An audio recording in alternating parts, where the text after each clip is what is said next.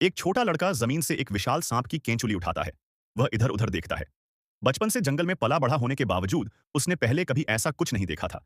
उसने उसे एक तरफ फेंक दिया और जंगल के और अंदर की ओर बढ़ गया। उसे क्या पता था कि यह जंगल खतरे से भरा हुआ है। वह छोटा सा लड़का कभी भी एक विशाल अजगर का शिकार बन सकता था। वह एक बहुत बड़े पेड़ पर चढ़ गया। अचानक चारों ओर का माहौल डरावना और भयानक हो गया। तभी उसके सामने एक विशाल अजगर प्रकट हुआ, जो धीरे धीरे उसकी ओर बढ़ने लगा। और फिर उसने कुछ ऐसा किया जिसकी उम्मीद नहीं थी। वह बोल उठा, तू इस घने जंगल में क्या कर रहा है? ये मेरा घर है, तुझे पता भी है? अजगर ने कहा कि वह अतीत और भविष्य दोनों देख सकता है। उसकी आंखों से एक रहस्यमयी रोशनी निकल रही थी, जिससे लड़के को चक्कर सा आने लगा। और तभी लड़के को अजगर की आंखों के जरिए अपना अतीत दिखने लगा। कुछ साल पहले उसका पिता उसे गोद में लेकर एक गुफा में रात बिताने आया था। उन्होंने आग जलाई और सोने की तैयारी कर रहे थे। तभी एक भयंकर बाघ उसके पिता के पीछे से आ गया। लड़के के पिता ने तुरंत मशाल उठाई और बाघ को डराने की कोशिश की, लेकिन बाघ नहीं डरा। उसने एक ही झपट्टे में पिता को मार डाला।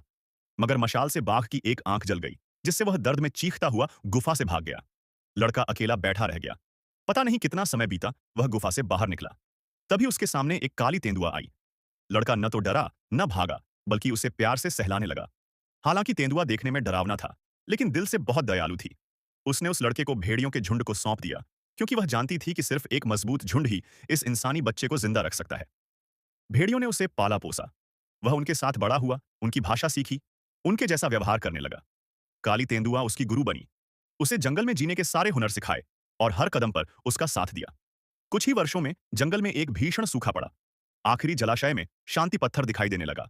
यह संकेत था कि सूखे के दौरान कोई शिकार नहीं किया जाएगा, खासकर पानी के पास, क्योंकि अब पानी मांस से कहीं ज्यादा जरूरी हो चुका था।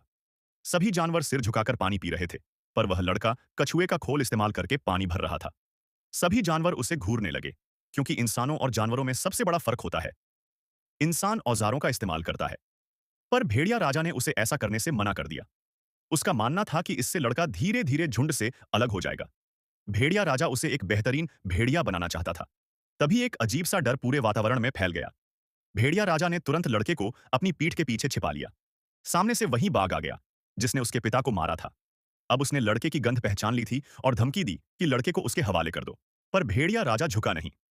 मोगली हमारा है, भेड़ियों ने कहा। हमने उसे एक नाम दिया है, वह अब हमारा हिस्सा है।